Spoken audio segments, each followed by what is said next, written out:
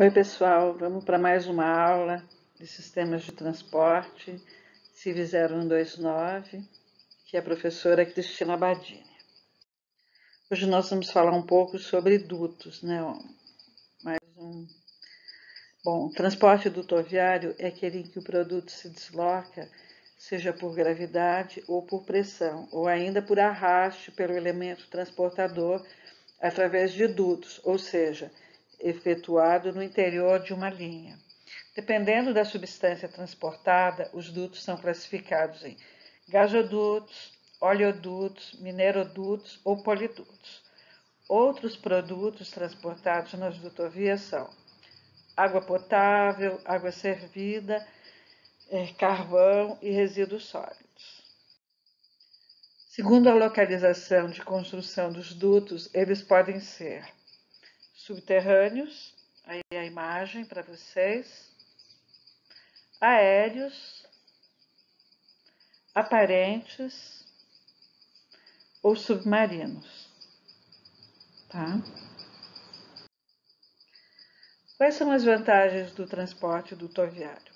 Ele permite que grandes quantidades de produtos sejam deslocados de maneira segura, diminuindo o tráfego de cargas perigosas por caminhões, trens ou por navios e, consequentemente, diminuindo os riscos de acidentes ambientais. Eles dispensam ou minimizam o armazenamento, simplificam carga e descarga, diminuem custos de transportes, menor possibilidade de perdas e roubos e alta confiabilidade, baixo consumo de energia e baixos custos operacionais. Quais são as desvantagens do transporte dutoviário? Tem altos custos iniciais, de implantação e o tempo necessário para início da operação. Não estão livres de acidentes e danos ambientais. Não sei se vocês já acompanharam algum vazamento, ele já teve vazamento de duto de petróleo, foi bastante nocivo. Aqui é trabalho com vazamento. Aí é um vazamento do duto subterrâneo, né? Assim, alguns acidentes muito ruins com duto. O duto deve ser bem projetado, cuidadosamente operado e periodicamente inspecionado. Olha o dano ambiental aí. Dutos rígidos, né? Então você vê uma camada de concreto, né? Uma camada de aço, uma de ferrugem. E aí o grande problema do duto é a corrosão, né? Você tem o óxido de ferro, né? Siderurgia, que vai dar aço, mas a corrosão é igual a um óxido de ferro. Corrosão é um processo natural. Você tem aí o gráfico com o ciclo dos metais, né, e a energia. Você tem a metalurgia, vira o metal e aí ele, pela corrosão, ele volta a ser o minério e ainda tem a energia. Como ocorre a corrosão eletroquímica? Os processos de corrosão eletroquímica são os mais frequentes na natureza, a formação de uma pilha ou uma célula de corrosão. Aí vocês podem ver a imagem da corrosão. Todo mundo acho que já viu alguma peça corroída, né? Algumas definições. Aí você tem o eletrolito, né, que é qualquer meio que possui em sua composição íons dissolvidos que conduzem à eletricidade. Aí o eletrodo, potencial eletroquímico. O contato de um eletrodo e um eletrolito gera uma diferença de potencial, que é uma tensão entre ambos. Se deve à presença de cargas opostas no metal e no eletrolito.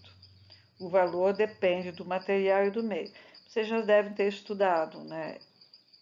sobre corrosão. Aí a interface, né? Metal. Como protegemos o duto da corrosão eletroquímica? Tem revestimentos anticorrosivos, que podem ser pintura, polímeros diversos, né? Tem uma barreira física, né? Impedindo o contato do eletrodo com o eletrolito, impedimos a circulação da corrente de corrosão. Como protegemos ainda, né, sobre a proteção do duto da corrosão, tem uma proteção catódica, né, que é o mecanismo básico. Você tem, né, um zinco ou alumínio no anodo e um equipamento que é o cátodo. Aí vocês podem ver o aço, né, menos o cátodo, menos a água, menos o oxigênio, né, e vai estar liberando 2OH. E o zinco, né, menos o anodo, menos o zinco.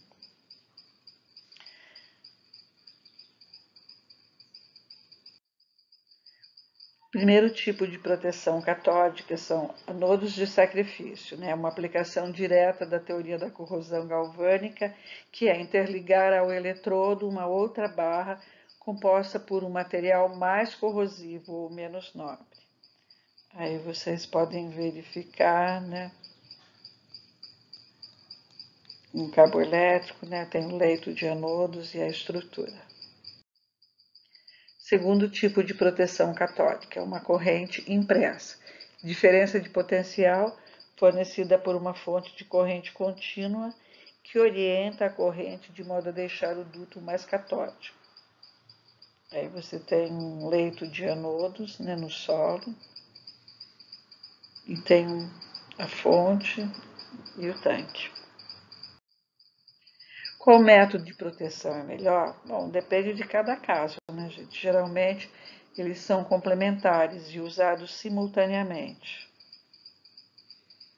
Aí, as imagens de proteção. Dutos rígidos terrestres, né? Vamos falar um pouco de construção e montagem. Primeiro, a limpeza da área, né? Abertura da vala e disposição dos tubos. Vocês podem ver as primeiras imagens, né? Segundo, o curvamento dos tubos, né? Também as imagens do. Terceiro, a soldagem. O que é a soldagem?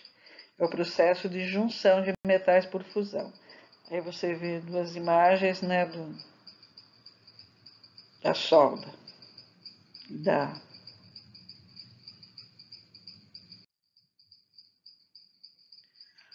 Aí é o passo a passo da soldagem, né? Pode ver o primeiro passo, segundo passo, até o nono passo e os passos de acabamento. Quarto, né, a inspeção das juntas soldadas, né, por ultrassom.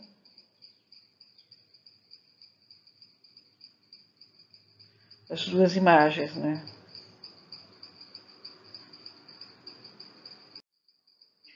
E a inspeção ainda, ainda sobre a inspeção, está sendo aí um spray de líquido penetrante. Aí a imagem ao lado, vocês podem ver a função, né, desse líquido penetrante aí. Quinto passo é a realização do teste hidrostático. Também uma imagem do teste. Tá? Os tempos, né? Reduzir a pressão gradativamente, abrir os bocais superiores para evitar o vácuo. Eu tenho lá a primeira etapa, né? Segunda etapa e terceira etapa. Sexto passo é o fechamento do revestimento nas juntas soldadas. É uma aplicação de epóxi de alta espessura. Sétimo é o abaixamento do duto. Bonita a imagem, né? Aí pode ter um auxílio, né, de máquinas.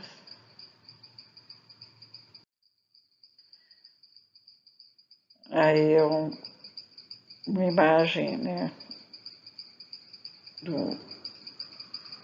lançamento do duto. Aí o fechamento, né?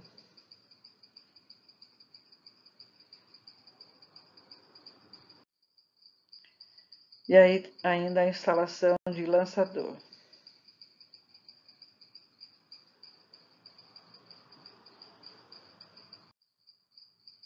Mas o que é o pig? Não, não é um porquinho. É Pipeline Inspection Goals.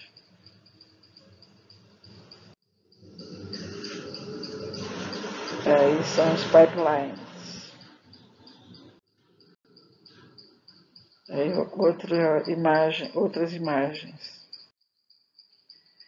Bom, o 10º passo, né, é o fechamento das valas, recomposição do terreno e instalação de placas para sinalização de passagem do duto.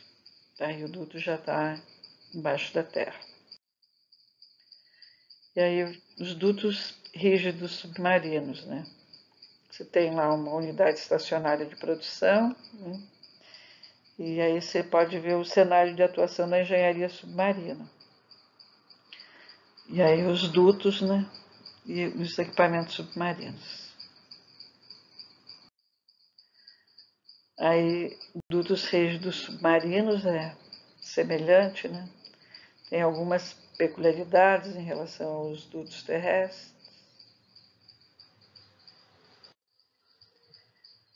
E aí os dutos submarinos, né? Tem a unidade estacionária e o poço, né? Com o reservatório, tá?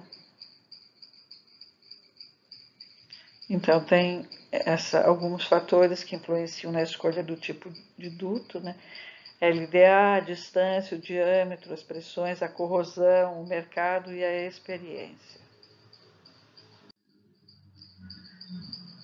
Aí o método S-Lay. Tem várias estações de trabalho. É bem interessante, ó. Olha o método. O duto permanece na horizontal durante a soldagem.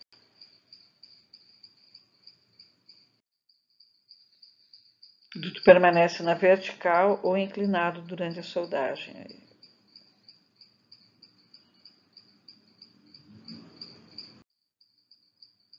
Com a utilização da torre de lançamento, as operações de construção já não podem ser desenvolvidas totalmente em série, levando a uma redução da produtividade.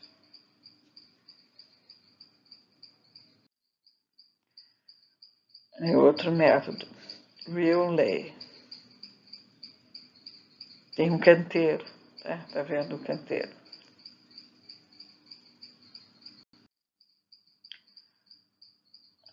Aqui algumas imagens, né? Bull, serve, welding, out. A soldagem dos tubos é feita em um canteiro em terra, esse Real Lay.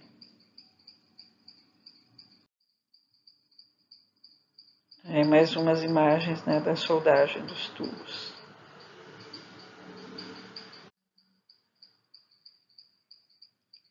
Aí os anodos de sacrifício. Qual o melhor método? Bom, depende do diâmetro da tubulação, da lâmina d'água, da resistência do material, das correntes marítimas e das condições climáticas. Então aí uma imagem, né, dos métodos. Qual é o melhor? Né? Então tem influência de várias variáveis técnicas e não técnicas, que dizem respeito ao custo, à qualidade e ao tempo. Né?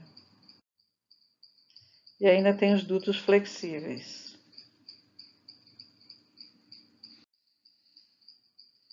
Aí, carcaça, camada de estanqueidade, a madura de tração e a camada externa. Tá? Mais uma imagem aí dos dutos flexíveis. Outra imagem.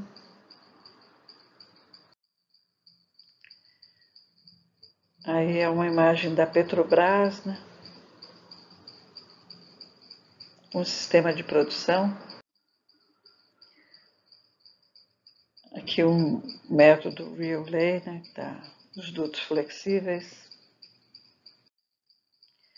Os problemas, né? Permeação dos gases corrosivos pelo polímero, né? Atingindo as armaduras de tração e pressão. A compatibilidade dos polímeros, principalmente para o escoamento de fluidos e altas temperaturas. O elevado preço de aquisição e a fabricação demorada. As vantagens são o menor tempo previsto para a instalação, menor custo de instalação e a possibilidade de realocação ou reinstalação, além da boa resistência à corrosão. Então era isso, gente. Aí uma imagem do Einstein, né? O único homem que está isento de erros é aquele que não arrisca acertar. É uma área muito legal, essa área do dutos, pouco estudada, e aí está uma pincelada para vocês terem noção desse tipo de transporte também. Então, por hoje é só, minha gente. Espero que tenham gostado, tá? Um abraço a todos.